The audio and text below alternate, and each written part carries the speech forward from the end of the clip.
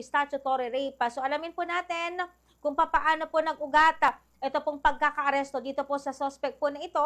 At syempre ito pong pagbabahagi ng kwento kung paano na isakatuparan yung pang-abusong sexual dito po sa minor de edad po niyang biktima. Narito ating pakinggan yung unang bahagi po ng pahayag ni Police Major Arturo Melchor Jr., ang Chief of Police ng mga PNP.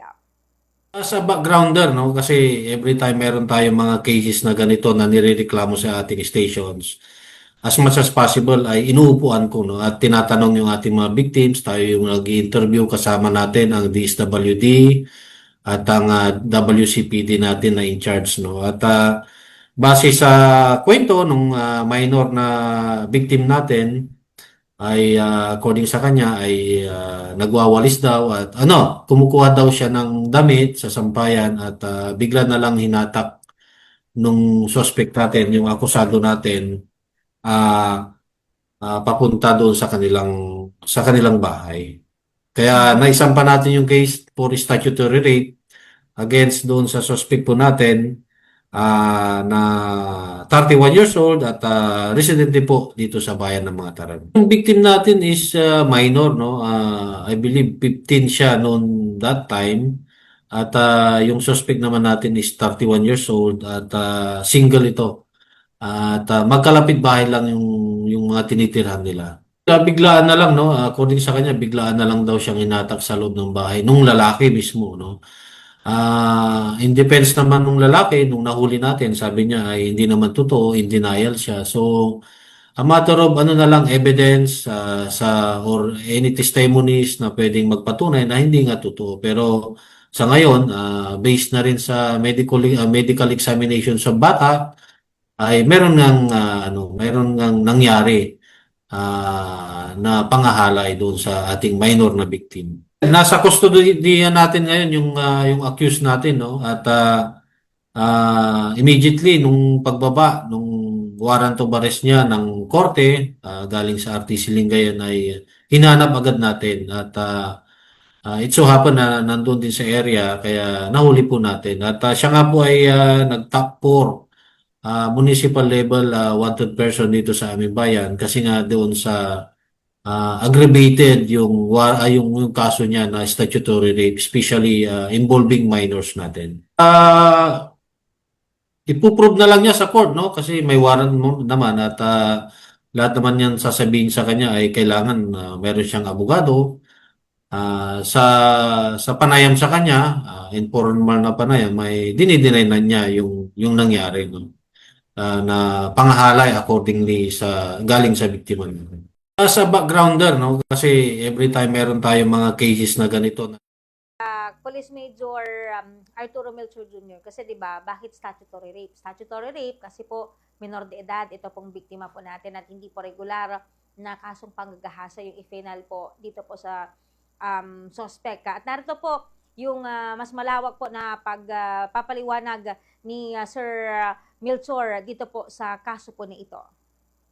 Well, yung statutory rape, yung victim natin dito ay dapat minor, no? At it doesn't necessarily rin na yung iba kasi reason nila ay may may sakit sa pag-iisip o ano, but pag minor ang involved natin, yun yung tinututukan natin, pina-priority ng government natin, especially ng korte, kasi nga ang minor ay sabihin na natin majority of them ay hindi talaga magsisinungaling sa nangyari sa napangahari sa kanila. So, ang rape naman ay naipapile natin na mostly pag at age yung both parties, yung victim at saka yung accused natin. So, included dito yung rape cases natin, pwedeng kasuhan ng asawa actually, no? Pag hindi pumayag yung babae na pagalaw o magkaroon sila ng sexual intercourse ng kanyang asawa. So, ayun yung pagkakaiba. Although sa legal na aspeto, medyo mabigat yung statutory rape considering na minor yung involved po natin. Well, yung statutory rape... Samantala, bukod dito po sa matagumpay na pagkakaaresto, dito po sa tinuturing na top 4 municipal level ito pong wanted person dyan po sa may bayan po ng mga Taram dahil nga po sa pagkakaugnay po niya sa kaso pong statutory rape. Meron din pong matagumpay na operasyon na ang mga Taram PNP na kung saan isa pong sangkot sa illegal po na droga ang naaresto na according kay Major R. Melchor na bunga po ito noong mga nakalipas po na mga naunang bypass operation na kung saan ay kabilang sa mga pangalan na ikinanta nitong mga nauna na po nilang mga naaresto dahil po sa pagkakasangkot sa illegal na droga. So narito pa po yung karagdagang bahagi ng pahayag ni Police Major Arturo Melchor Jr. Meron din tayong ikinasa na drug bypass operations dito sa may Barangay Malunod sa bayan din ng mga Taram. At may nahuli nga tayo na street level individual na tinatawag natin sa drug operations. At nagkaroon tayo ng operations nga na through bypass operations sa kanya.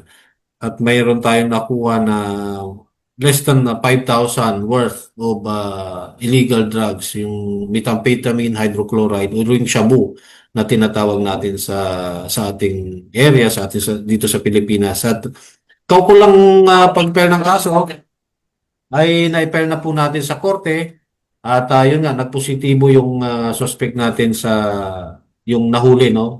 Based doon sa chemistry report na pinurward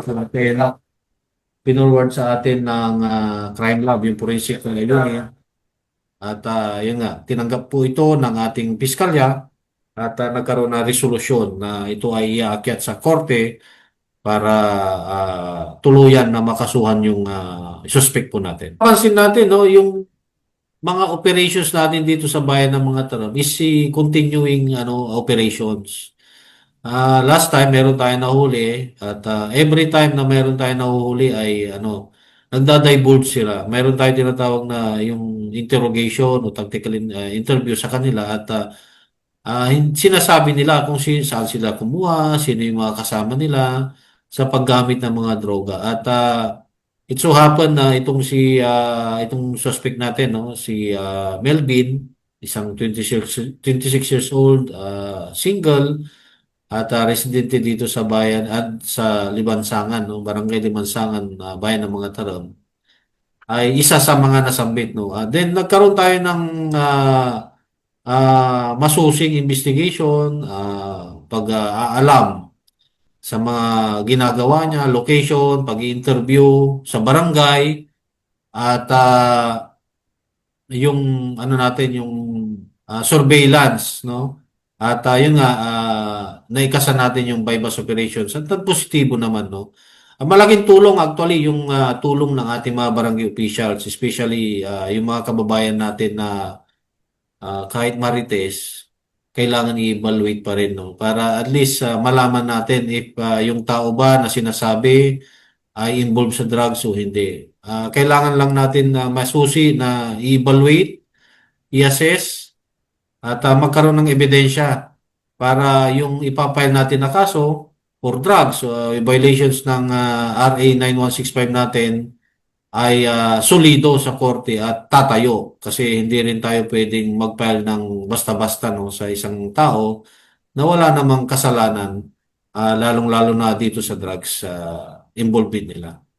Hindi, no, ang area po ng itong suspect po natin ay napupunta niya until sa bayan ng Aguilar.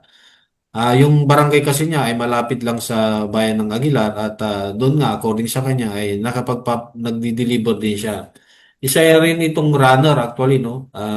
Runner ibig sabihin ay siya yung nagpupuslit, siya yung kumukuha, siya yung nagdadala sa mga parokyano niya dito sa bayan ng mga Taram at nearby municipalities gaya ng bayan ng Aguilar.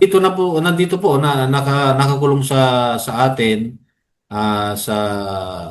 sa kulungan po natin dito sa Impilan at hinihintay po natin yung order from the court para ma-transfer sa provincial jail at harapin yung kaso. Oras po natin, 14 na minuto makalipas ang 1:00 po ng hapon. Samantala, kinamusta rin po natin, ito pong ginagawang hakbangin din po ng mga taram-PNP dito po sa 5 minutes response na kung saan 'di ba base po sa naging direktiba po ng ating PNP chief ng Philippine National Police, mga kabombo na si Nicolas Torre, PNP Chief Nicolas Torre, na dapat kaagad na makapag-response ang kapulisan kapag may mga naire-report o naitatala ano ang kanilang mga kalugar ng mga insidente sa kanilang himpilan. At narito po yung katugunan dito ni Police Major Arturo Melchor Jr. Maganda yun, no? Before the order ng ating Chief PNP, ginagawa na natin yan dito sa area. Kaya nga meron tayong fixed point na tinatawag, mga border control fixed point natin, may mga pulis tayo dyan. Para in case may tumawag sa atin ay agaran yung responde. Isa rin na tinitignan din natin dyan yung, alam mo naman, 82 barangays ang bayan ng mga Taram. At may mga mountainous, may riverside area kami rito. Yung mga areas na ano natin based doon sa ginagawa nating simulation exercise at minsan may mga tawag talaga ng 911 sa atin at nakaka-comply tayo no sa 5 minutes response time na utos ng ating Chief PNP. At yung mga malalayo, given naman yon, yung travel time nga lang, ano lang, it takes more than 5 minutes, lalong-lalo na sa mountainous area, ay we take consideration din yun. No? Kaya very important yung radio, actually, yung communications between the base dito sa amin, itong opisina, to our personnel na nasa labas. Kaya majority ng pulis natin ay nasa labas para maghintay ng tawag galing sa base namin. Kasi aside from that, may mga active pa rin yung mga hotline number natin dito at alam din ng ating mga kababayan yun. No? Minsan natatawag sila sa 911, minsan ay natatawag sila sa hotline number natin dito para kumuha ng at least assistance, especially yung mga barangay officials natin. At very important yung radio, no? Ulitin ko, very important yung radio sa atin kasi most of the time, mountainous area, walang signal. Yung cellphone, minsan walang signal talaga. Ang radio ang very important. Kaya nag-request tayo sa pamunuan ng executive dito, sa pamumuno ng aming mahal na mayor, Mayor Jensen Biray Bentinilla, para sa procurement ng additional radios, procurement ng patrol vehicles, at agaran naman na tinupad ng ating mahal na mayora at ongoing na yung bidding no, ng bagong patrol natin at saka yung radios para tumulong sa pagpapatupad ng peace and order natin sa bayan. Kasi napansin natin yun. No? At we introduced it already sa ating mga kapitanes through ABC, si Sir Richard Panisok, na mag-procure at kumuha ng mga radios kada barangay para agaran yung ano namin yung communications. Very important, especially dito sa area natin na bulubundukin no para matawagan tayo in case may mga emergencies. Yun po. Meron tayong tinatawag na pulis sa barangay. Considering na we have 82 personnel at ilan lang yung kapulisan natin dito, take note, ang bayan natin is Class B municipality sa PNP level. So, limited yung resources natin, especially sa manpower. So, ang ginagawa natin, yung pulis sa barangay, at least pulis natin, mayroong hawak na 5 barangay, no? Yun, dapat constant yung communications niya sa ating mga kapitanes. Alam niya kung anong nangyayari sa mga barangay na hawak niya. Updated sa mga nangyayari sa mga barangay. At siya yung tawagan, no? Siya yung dapat tinatawag ng kapitan in case may mga kailangan, may mga assistance na kailangan aside sa mga hotline at 911 natin. So, so far naman, ano naman yung ano namin, yung tandem between the PNP at saka ng community, lalong-lalo ng mga barangay natin. In our fight against drugs and criminalities ay nandyan lagi sila para suportahan tayo. At napapansin naman natin, nakikita yan. Every now and then, yung mga kapitanis natin very open, no? At especially pag may mga nangyari sa kanila, tatawag sila agad. Magtatanong ano bang gagawin namin hepe dito. Lalong-lalo na sa ating mga pulis sa barangay na tinatawag. So, okay naman po at Samantala, hindi lamang po yan yung tinututukan po ng mga taram-PNP dahil may mga panawagan din po ang kanilang himpilan. Kaugnay naman sa pagtalima ng kanilang mga constituents, kanilang nasasakupan, sa mga ordinansa na ipinapatupad din po sa kanilang bayan at atin pong pakinggan yung ilang pong mga panawagan ni Major Melchora sa kanyang mga nasasakupan. tawagan lang no, sa ating mga magulang. Especially yung mga pinapayagan yung anak na magmaneho, mga minors natin ay fully implemented po tayo. Meron po tayong Sangguniang Bayan Resolution, ordinance regarding sa mga minors na driving motorcycles. Fully implemented po tayo doon. Huwag po tayong magtampo sakali man na mahuli at matikitan yung anak natin at tinatawag yung mga parents no, or guardian para kunin yung mga motor after na matikitan yung mga anak natin. Kasi otherwise, pag kinusimple natin yung mga anak po natin ay nakaka-violate po tayo ng batas, no? At maaaring makasuhan yung mga parents sakali man na makadisgrasya o may ma-involve yung mga minor children natin.